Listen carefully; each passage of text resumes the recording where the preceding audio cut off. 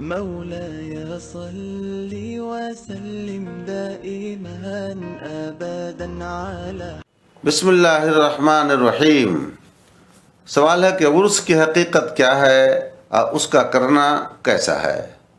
سیدھا سیدھا اس کا جواب یہ ہے کہ عرس کرنا جائز ہے، امر مباح ہے، مستحب ہے۔ اگر امور منکرات کا ارتکاب نہ کیا جائے، ناجائز باتوں کا ارتکاب نہ کیا جائے، بلکہ صرف قرآن خوانی، فاتحہ خوانی، ایصال ثواب اور جائز طریقہ اور جائز حدود میں رہتے ہوئے اگر کیا جائے تو اس میں کوئی دقت نہیں۔ عرس کی حقیقت کیا ہے کہ اصل میں حدیث میں آیا ہے کہ جب بندہ مومن قبر میں نکیرین کے سوالات کا جواب دے دیتے ہیں تو انہیں کہا جاتا ہے نم کا نومت العروس، سو جا عروس کی طرح۔ اور عروس کہتے ہیں اس دلہن کو کہ جس کو اس کے محبوب کے علاوہ کوئی نہ جگائے، یا اس دولہا کو کہ جس کو اس کے محبوب کے علاوہ کوئی نہ جگائے۔ تو اب چونکہ وہ قبر کی رات جو ہوتی ہے اس بندے کی کامیابی کی رات اور اپنے آقا کریم صلی اللہ علیہ وسلم سے ملاقات کی رات، تو گویا کہ وہ ایک طرح سے دولہا یا دلہن کی جو کیفیتیں ہوتی ہیں خوشی اور مسرت اور شادمانی کی، وہ کیفیتیں انہیں نصیب ہوتی ہیں۔ تو اس لیے تاریخ وفات پر ہر سال یہ عرس کا اہتمام کیا جاتا ہے۔ اس میں قرآن پڑھا جاتا ہے یا درود پاک پڑھا جاتا ہے، نعت خوانی کی جاتی ہے، ذکر اللہ کیا جاتا ہے، اور پھر ان کا ثواب صاحب عرس کو بخشا جاتا ہے۔ تو اس میں کوئی فعل تو ناجائز ہے نہیں، اس میں دقت کیا ہے؟ اس پر اعتراض کیسا؟ اور پھر یہ بھی ہے کہ سال کے آخر میں حضور علیہ الصلوۃ والسلام شہدائے بدر کی قبروں پر یا شہدائے احد کی قبروں پر جایا کرتے تھے، اور ان کے لیے آپ کلمات خیر ارشاد فرمایا کرتے تھے۔ تو آپ کے اس طریقے عمل سے بھی ثابت ہوا کہ سال میں ایک مرتبہ قبروں پر جانا چاہیے۔ ایک حدیث میں آیا ہے کہ میری قبروں کو عیدگاہ نہ بناؤ، تو اس کا مطلب لوگ لیتے ہیں کہ یعنی عید کی طرح میلہ نہ لگاؤ، حالانکہ اس کا مطلب یہ ہے کہ عید کی طرح صرف سال میں ایک ہی بار نہ آؤ، بلکہ جب بھی موقع ملے تو آؤ۔ یہ تو حضور علیہ السلام کی قبر کے بارے میں ہے۔ باقی جو بزرگان دین اور محبوبین خدا اولیاء کاملین کا جو عرس کرتے ہیں اس کی اتنی حقیقت ہے کہ سال میں ان کے یوم وفات کے دن ایصال ثواب کیا جائے، قرآن خوانی، فاتحہ خوانی، اور ان کے قبروں پر جا کر کے ایصال ثواب کیا جائے، فاتحہ خوانی کیا جائے۔ یہ اتنی ہی بات ہے۔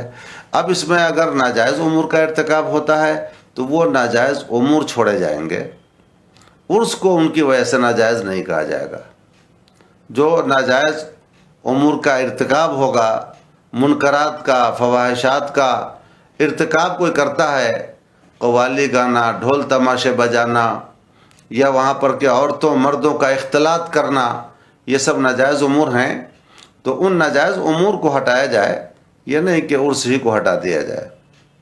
جیسے کہ شادی بیاہ، شادی تو سنت ہے، نکاح سنت ہے، لیکن اگر اسی سنت کے موقع پر کوئی ناچ گانا کرے، باجا گاجا بجائے، فحش اور منکر باتوں کا ارتکاب کرے، غیر شرعی امور کو انجام دیا جائے، تو وہ غیر شرعی امور ہٹائے جائیں گے، نکاح نہیں ہٹا دیا جائے گا۔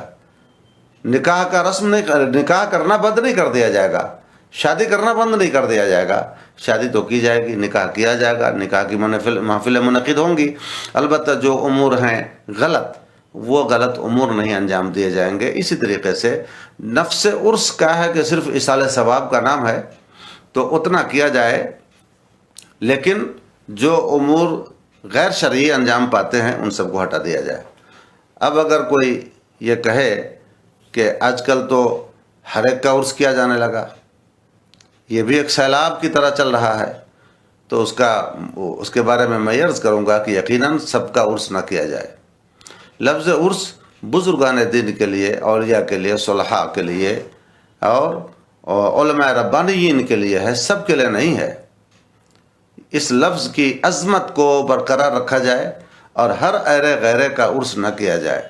آج کل یقیناً یہ بات اپنی جگہ مسلم ہے کہ عرس کے نام پر جیسی پوسٹر چھپا عرس کے نام کا جلسہ ہوا، عرس کے نام کی محفلیں ہوئیں، تو آنے والے نعت خوان لوگ بھی سوچتے ہیں کہ چلو اب منقبت تو مجھے پڑھنا ضروری ہے، چاہے وہ صاحب عرس اس مقام کے ہوں نہ ہوں، اس درجہ پہ فائز ہوں نہ ہوں، وہ اس درجہ کے لائق ہیں نہیں ہیں اس سے بات نہیں، عرس کا لفظ دیکھ لیا، اشتہار میں لکھا یا اعلان میں، بس لفظ عرس آ گیا، اب آنے والے خطبہ اور شعراء اور نعت خوان سمجھتے ہیں کہ اب ان کی منقبت ضروری ہے۔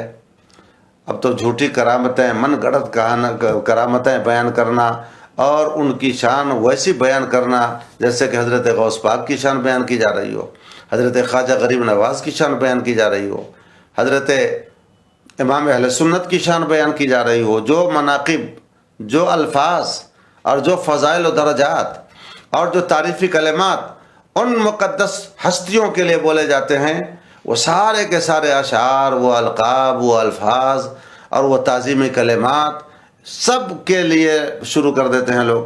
خالی عرس کا لفظ دیکھ لیا اور منقبت کا سلسلہ شروع ہو گیا، سوچتا ہے کہ منقبت پڑھیں گے تو صاحب سجادہ کی طرف سے نذرانہ پڑ جائے گا، چاہے قوم گمراہ ہو جائے، تباہی میں چلی جائے، نذرانہ تو پڑ جائے گا، میرا جیب کا علاج ہو جائے گا۔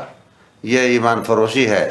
اس لیے خطبہ، شعراء، نعت خوان پر ضروری ہے کہ آپ جہاں جا رہے ہیں، گرچہ عرس کا لیبل لگایا گیا ہے، مگر جن کے نام کی محفل ہے ان کی عظمتوں سے بھی آپ کو آشنا ہونا چاہیے، وہ کس پائے کے ہیں۔